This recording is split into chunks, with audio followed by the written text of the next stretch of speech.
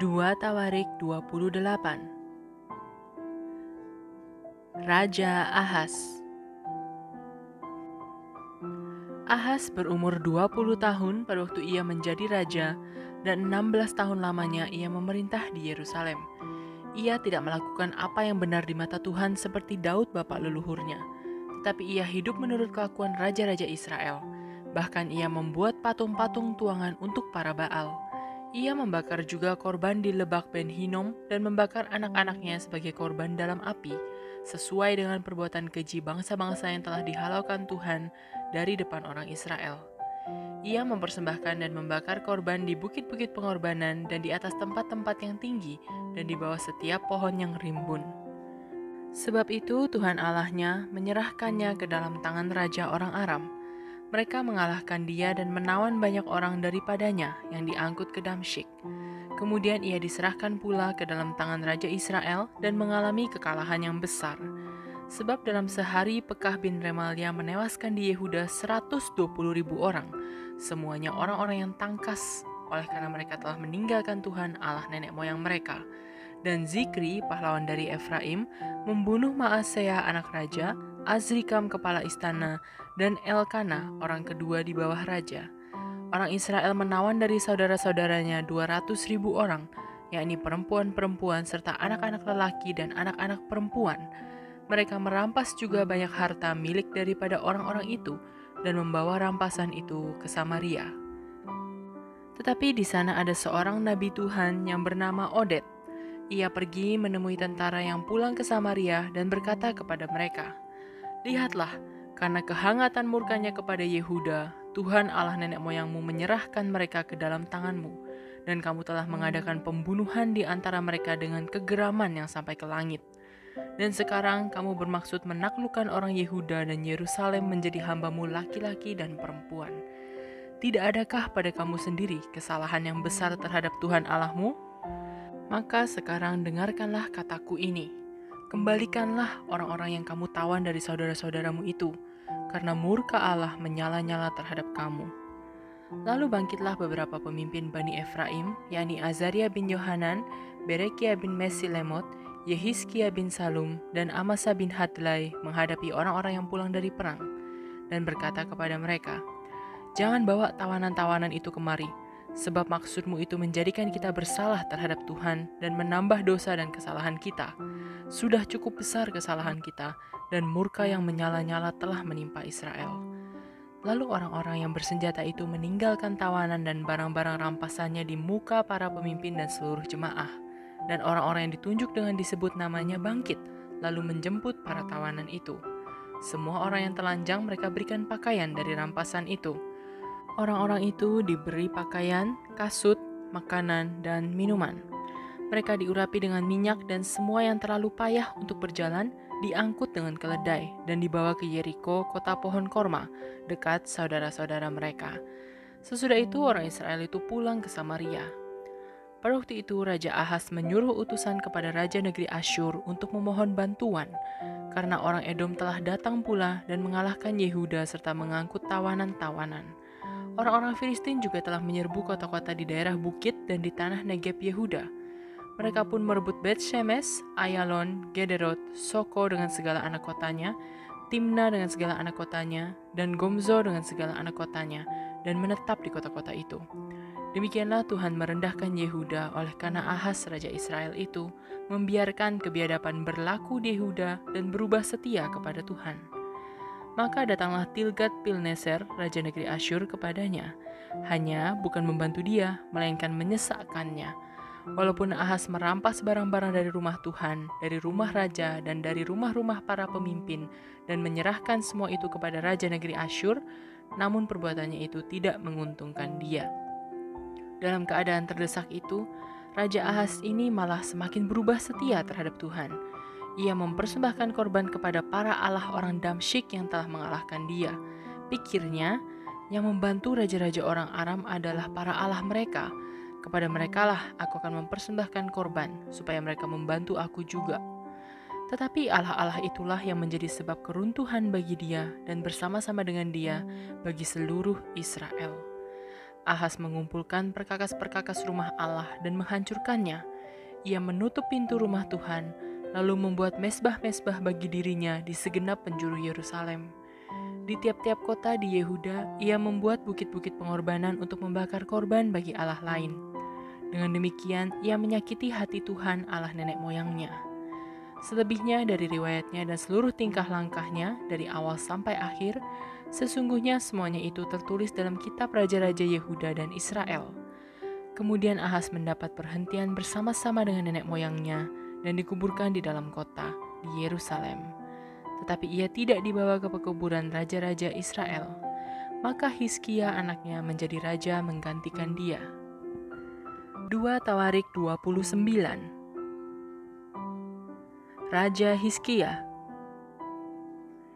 Hizkia berumur 25 tahun pada waktu ia menjadi raja, dan 29 tahun lamanya ia memerintah di Yerusalem. Nama ibunya ialah Abia, anak Zakaria. Ia melakukan apa yang benar di mata Tuhan, tepat seperti yang dilakukan Daud bapa leluhurnya. Hizkia menguduskan kembali rumah Tuhan. Pada tahun pertama pemerintahannya, dalam bulan yang pertama, ia membuka pintu-pintu rumah Tuhan dan memperbaikinya. Ia mendatangkan para imam dan orang-orang Lewi dan mengumpulkan mereka di halaman sebelah timur.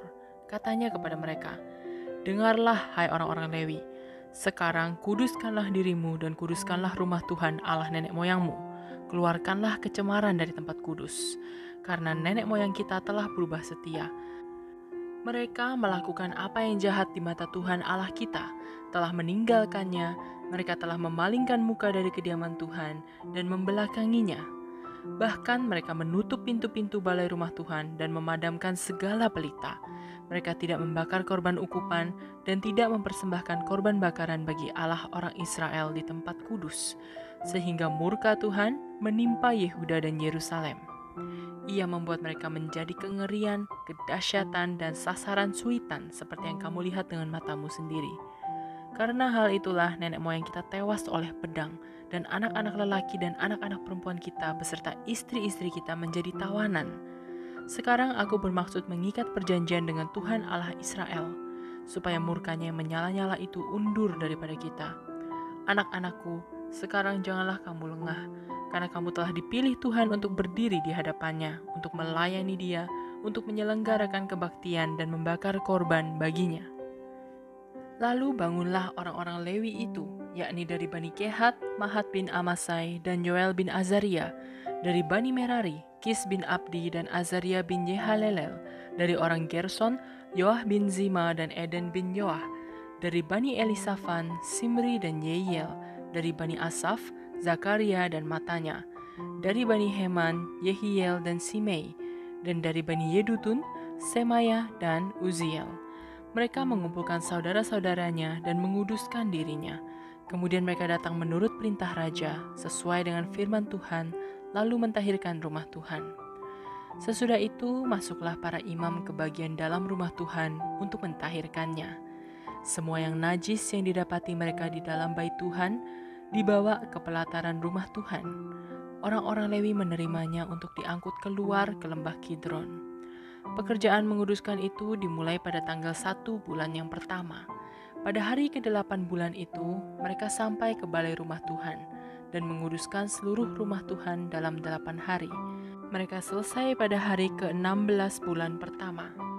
Lalu masuklah mereka menghadap Raja Hizkia dan berkata, "Kami telah mentahirkan seluruh rumah Tuhan, juga mezbah korban bakaran dengan segala perkakasnya dan meja roti sajian dengan segala perkakasnya, dan segala perkakas yang dibuang Raja Ahas ketika ia berubah setia pada masa pemerintahannya, telah kami sediakan dan kami kuduskan. Sekarang semuanya itu ada di depan mezbah Tuhan."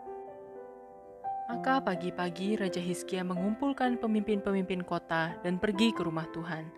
Mereka membawa 7 ekor lembu jantan, 7 ekor domba jantan, 7 ekor domba muda, dan 7 ekor kambing jantan sebagai korban penghapus dosa untuk keluarga raja, untuk tempat kudus dan untuk Yehuda.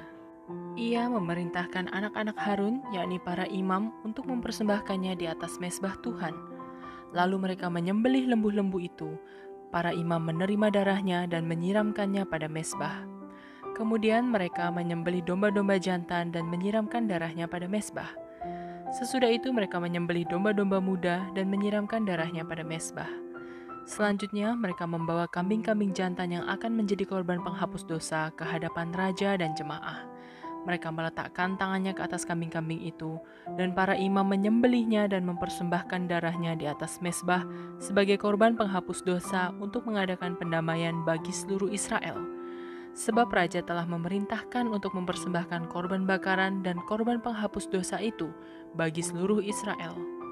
Ia menempatkan orang-orang Lewi di rumah Tuhan dengan ceracap, gambus, dan kecapi sesuai dengan perintah Daud dan Gad pelihat raja dan Nabi Natan, karena dari Tuhanlah perintah itu dengan perantaraan nabi-nabinya. Maka berdirilah orang-orang Lewi dengan alat-alat musik Daud, demikian pula para imam dengan nafiri. Lalu Hizkia memerintahkan untuk mempersembahkan korban bakaran di atas mezbah. Pada saat persembahan korban bakaran dimulai, mulailah pula dinyanyikan nyanyian bagi Tuhan dan dibunyikan nafiri dengan iringan alat-alat musik Daud, Raja Israel. Seluruh jemaah sujud menyembah sementara nyanyian dinyanyikan dan nafiri dibunyikan. Semuanya itu berlangsung sampai korban bakaran habis terbakar. Sehabis korban bakaran dipersembahkan, raja dan semua orang yang hadir bersama-sama dia berlutut dan sujud menyembah. Lalu Raja Hizkia dan para pemimpin memerintahkan orang-orang Lewi menyanyikan puji-pujian untuk Tuhan dengan kata-kata Daud dan Asaf pelihat itu. Maka mereka menyanyikan puji-pujian dengan sukaria, lalu berlutut dan sujud menyembah. Kemudian berbicaralah Hizkia, "Sekarang kamu telah mentahbiskan dirimu untuk Tuhan. Mendekatlah dan bawalah korban-korban sembelihan dan korban-korban syukur ke rumah Tuhan." Lalu jemaah membawa korban-korban sembelihan dan korban-korban puji-pujian. Setiap orang yang rela hati membawa juga korban-korban bakaran. Jumlah korban bakaran yang dibawa jemaah ialah lembu 70 ekor, domba jantan 100 ekor, dan domba muda 200 ekor. Semuanya sebagai korban bakaran bagi Tuhan. Persembahan-persembahan kudus terdiri dari lembu sapi 600 ekor dan kambing domba 3000 ekor. Tetapi jumlah imam terlalu sedikit, sehingga mereka tidak sanggup menguliti semua korban bakaran. Oleh sebab itu, saudara-saudara mereka, orang-orang Lewi, membantu mereka sampai pekerjaan itu selesai, dan sampai para imam menguduskan dirinya. Sebab orang-orang Lewi itu lebih bersungguh-sungguh menguduskan dirinya daripada para imam. Lagi pula, korban bakaran itu banyak, dengan segala lemak korban keselamatan dan segala korban curahan pada korban-korban bakaran itu. Demikianlah ibadah di rumah Tuhan ditetapkan kembali. Hizkia dan seluruh rakyat bersuka cita akan apa yang telah ditetapkan Allah bagi bangsa itu, karena hal itu terjadi dengan tak disangka-sangka.